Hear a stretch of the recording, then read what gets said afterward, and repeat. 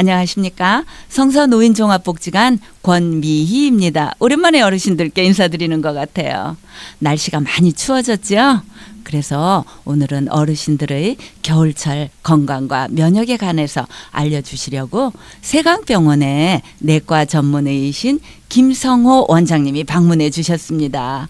네, 선생님 반갑습니다. 반갑습니다. 네. 반갑습니다. 선생님 소개 한번 해주시죠. 네, 안녕하세요. 세강병원 내과 전문의 김성호입니다. 오늘은 면역과 겨울철 노인 건강에 관해 말씀드리겠습니다. 먼저 제 소개를 드릴게요. 저는 세강병원 소속으로 소화기 질환 전문의로서 그리고 본원 위대장 치료 내시경 팀원으로서 활동 중입니다. 그리고 요즘 각광받는 분야입니다. 면역기능의학센터인 새로움 세강수액센터에서 센터장을 맡고 있습니다. 자, 사진 보시죠. 네. 이 사진은 지난달 위암 전 단계의 혹인 선종을 내시경으로 절제하는 사진입니다. 두 분 모두 69세 남자분이시고요. 또 한 분은 72세 여자분이시죠. 두 분 모두 당일 입원해서 시술했고 이틀 뒤에 퇴원하였습니다. 네, 요즘은 정말 위 수술도 간단해졌나 봐요. 네, 이게 이전에는 좀 우리 내시경으로 한다는 게 참 쉽지 않았는데 2000년 이후에 되면서 좀 더 내시경 기술이 발전하면서 네. 우리 좀 편하게 시술을 네, 할 수 네. 있게 되었죠. 자, 다음에 우리 나이가 들면 몸에 있는 기운이 빠지는 게 느껴지죠. 그렇죠. 그래서 우리 쉽게 피곤하고 지치는데 병원에서 의사쌤한테 가도 우리가 뭐 건강검진을 받아보거나 하더라도 큰 문제가 없다는 말만 반복합니다. 그래요. 그래서 우리 몸에 있는 이 여러 3천억 개 이상의 이 세포들이 실제로는 몸에 있는 그 노폐물이 쌓여 있는데 나가지는 못하고 또 수분, 미네랄, 비타민 같은 것들이 몸에 충분히 보충되지 못하는 상황이 발생합니다. 그래서 말씀드리자면 매우 길지만 이런 스트레스 상황을 해소해주는 방법으로서 우리가 수액 주사라는 것은 부족한 성분을 몸속 구석구석 채워놓고 찌꺼기는 제거하는 효과적인 방법이라 할 수 있겠습니다. 네. 그래서 저는 이 수액 주사를 비타민 샤워 혹은 비타민 세차라고 표현하기도 합니다. 아, 그럴 것 같네요. 우리가 먹어서 충당하기가 어려우니까 그런 걸 이용하면 더 좋을 것 같습니다. 네. 저희 수액센터에 오시게 되면 처음 예진 문진을 시작하고요. 건강 상태를 확인하는 검사를 시행을 하고 이렇게 그리고 나서 각각에 맞는 수액 치료를 권유드리게 됩니다. 그리고 나서 이후에는 편한 시간대로 예약해서 또 날짜에 맞춰서 주기적으로 관리를 해드리는 프로그램을 진행 중입니다. 또한 저는 킹 받는 닥터 킴이라 그래요. 정말 킹왕짱이신가 봅니다. 네. 인스타그램을 운영 중인데 이것은 동네 맛집을 소개해주는 그런 역할을 하는 계정입니다. 네. 근데 이제 우리 몸에 필요한 비타민이나 아니면 수액들 관련된 정보도 많이 있으니까 들어오셔서 한번 구경하시고 또 평가해 보시면 좋겠습니다. 질문도 남겨주시고요. 네. 그리고 저희 요것은 저희 병원에서 최근에 이제 유튜브를 시작을 했거든요. 네, 네. 네, 이건 우리가 건강박사 세강병원이라고 하는 유튜브입니다. 아직 한지가 한 1년밖에 안 돼서 우리 이 구독자는 그렇게 많지 않은데요. 그렇다 하더라도 내용은 굉장히 충실하니까 들어오셔서 많이 건강 정보 같은 거 받아가시고 또 구독 또 부탁드리겠습니다. 네, 어르신들 궁금한 거 있으시면 한번 유튜브로 찾아보시면 좋겠습니다. 자, 이제 우리 겨울철 노인 건강에 대해서 정확하게 이제 하나하나 말씀드리도록 해볼게요. 이제 본격적인 겨울 시즌이 다가오는데요. 겨울철 우리 주변의 환경은 어떻게 달라지고 이로 인해 우리 몸은 어떤 변화가 생기는지 먼저 살펴보도록 하겠습니다. 다음과 같은 형태로 말씀드릴게요. 겨울철 제일 큰 변화는 날씨가 추워지는 것이죠. 네. 차가운 외부에 노출될 때 우리 몸의 온도는 급격히 떨어집니다. 머리나 손발처럼 심장에서 멀리 떨어질수록 추위에 더욱 취약해서 심한 경우 저체온증이나 동상이 생기겠죠. 네. 그래서 특히 우리 고령자의 경우에 추위에 노출될 때 자율신경 기능이 떨어지고 혈관 방어 기전이 떨어져 더 쉽게 저체온이나 동상에 걸리기가 쉽습니다. 옷은 여러 겹 겹쳐 입고 모자, 마스크, 장갑 등 방한 도구를 잘 착용하고 외출합니다. 술, 담배는 줄이시고 적절한 수분을 보충하시는 것이 좋겠습니다. 또한 우리 근육이 긴장하고 관절이 제한이 오게 마련입니다. 이로 인해서 넘어지기가 쉽고 이는 골절로 이어지기가 쉽겠죠. 네네. 네.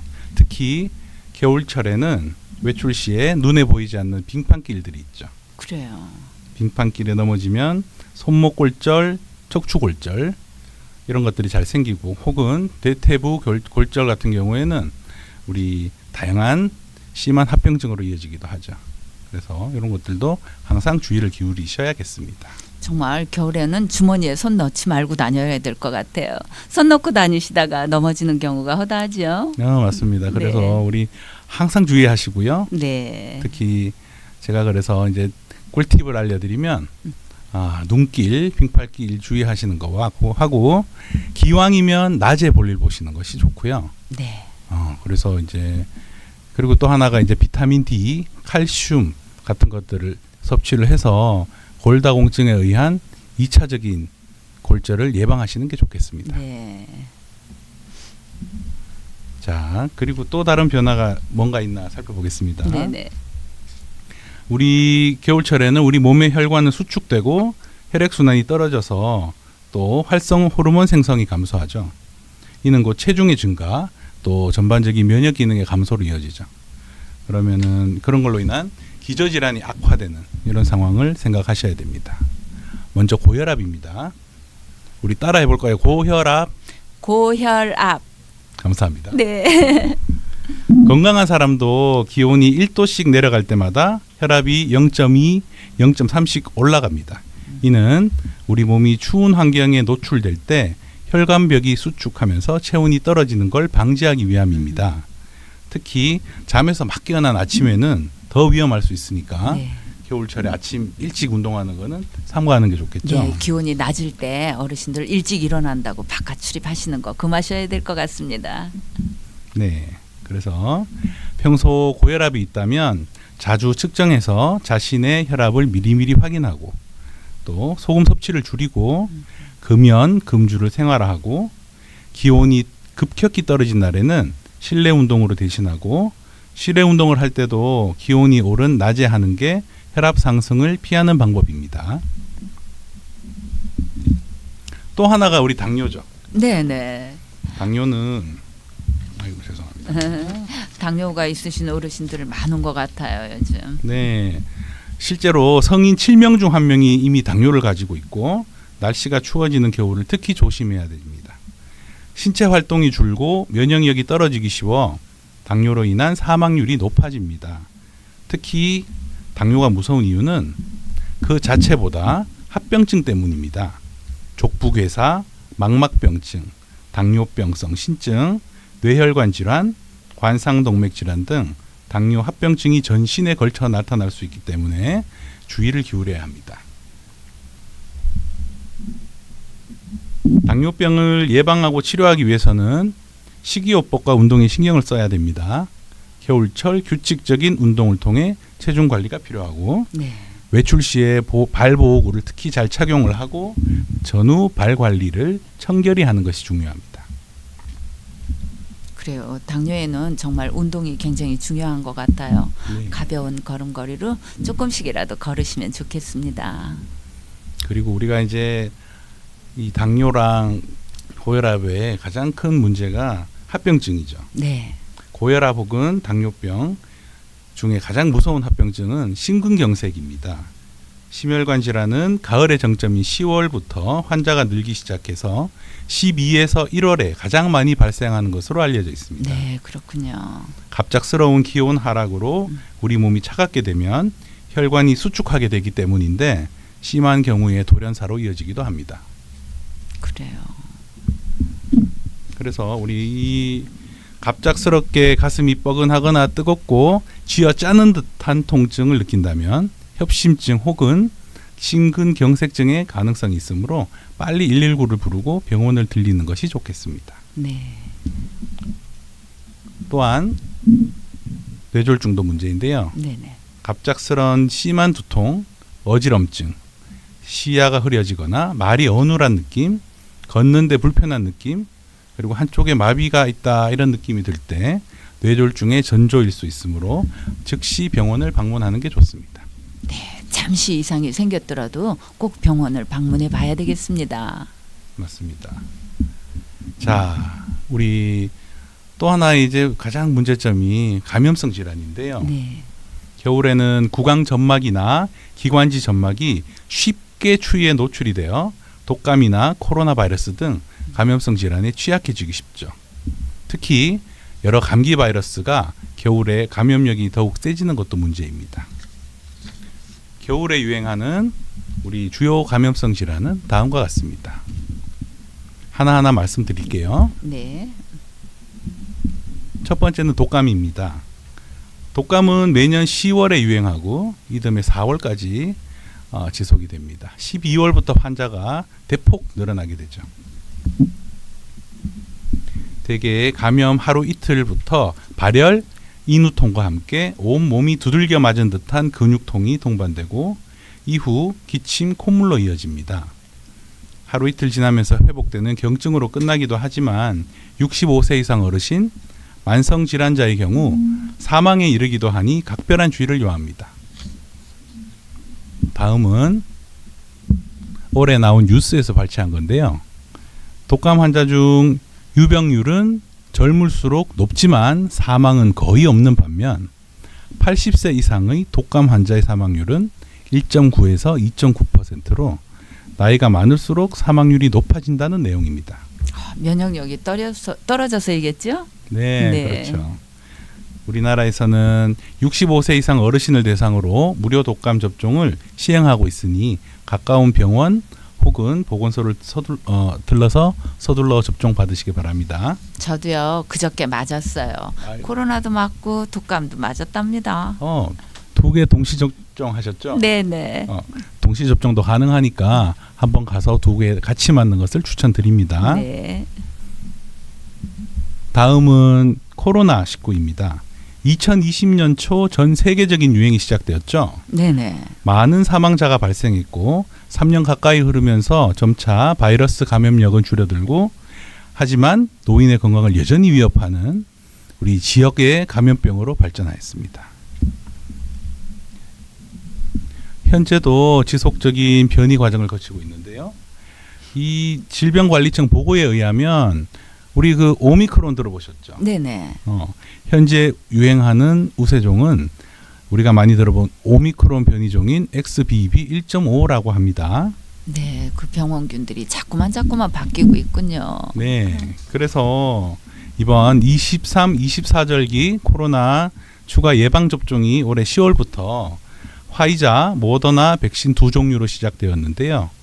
두 백신 모두 앞서 말씀드린 XBB 1.5 변이종에 대해 충분한 항체를 형성하고 있음을 확인할 수 있습니다. 네. 그런 표고요. 이 코로나 예방 접종도 무료 접종이 시행 중이니까 다들 같이 가서 맞기를 권고드립니다. 다음으로 폐렴구균 관련입니다.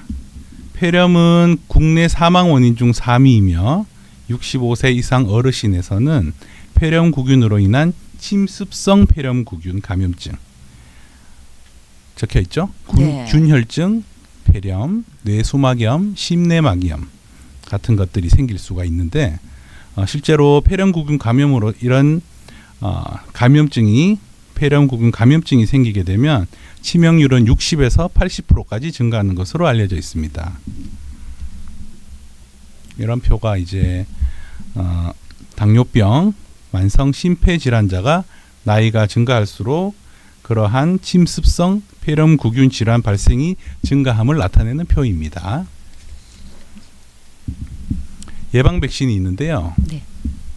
예방 백신은 크게 두 가지로 나뉩니다. 23가 다당질 백신 그리고 13가 단백 결합 백신 두 종류이며 23가 백신이 13가 백신보다 더 많은 폐렴구균 A형을 막아주는 것처럼 보이지만 각각 폐렴 예방 능력을 나타내는 방법이 다릅니다. 네. 따라서 모두 맞을 것을 권장드립니다. 두 가지 다요. 네. 그 지금 무료 접종이 되는 것도 있고 안 되는 것도 있는 거네요. 우리가 이제 현재 국가에서 시행하고 있는 무료 접종은 23가 다당질 백신인데요. 23가 다당질 백신은 65세 이상 네. 어르신 중 폐렴구균 접종을 하지 않은 분들을 대상으로 하니까 가까운 보건소나 병원을 방문하시기 바랍니다. 저는 그거를 작년에 맞았거든요. 네. 그럼 한 번으로 끝나는 건가요? 이젠 더 맞지 않아도 되나요? 나이가 중요한데요. 그렇군요. 65세 이상인 경우에는 예. 1차 접종을 한 후에 2차 접종을 5년 뒤에 하지 않습니다. 네. 반면에 65세 이전에 주사를 먼저 맞으신 분들은 5년이 있다가 65세 이상이 되면 한 번 더 추가 접종을 하는 것을 권장드립니다. 네. 우리 어르신들은 한 번만 맞으시면 되겠습니다. 자, 마지막으로 대상포진입니다. 대상포진은 한쪽 피부절을 따라서 띠 모양으로 발생하는 수포성 질환으로 수두 대상포진 바이러스가 재활성화되어 나타납니다. 주요 증상은 신경절을 따라서 한쪽으로 나타나는 발진, 수포, 심한 통증입니다. 또한 대상포진의 합병증으로 가장 문제가 되는 것은 대상포진 후 신경통으로 연령이 많을수록 발생 빈도가 높아집니다. 네. 이것 때문에 엄청나게 많이 아파하시더라고요. 네네. 맞습니다. 그래서 이게 문제인데요.